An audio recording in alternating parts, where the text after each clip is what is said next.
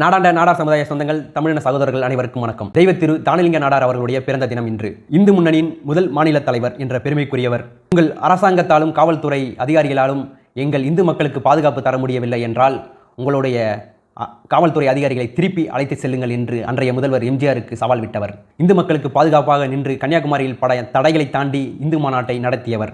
இவர் இந்து மக்களுக்கு மட்டும் சொந்தக்காரரா? இல்லை. திருத்தமிழர் இயக்கம் மூலம் தாய் தமிழகத்தோடு கன்னியாகுமரியை இணைக்க வேண்டும் என்று பல போராட்டங்களை போராடி ஐயா தானலிங்க நாடாரும் மார்சல் நேசமணியும், குமரித்தந்தை என்று அழைக்கப்பட்ட மார்சல் நேசமணி அவர்களும் இணைந்து மற்றும் பல தலைவர்கள் போராடி கன்னியாகுமரியை இணைத்தார்கள். அப்படிப்பட்ட தலைவர். அது மட்டுமல்ல, இந்திய மக்களவையில் 80% மேல் வாக்குகள் பெற்று மக்களவைத் தேர்தலில் வெற்றி பெற்று இந்தியாவை திரும்பி பார்க்க வைத்த ஒரு தலைவர்.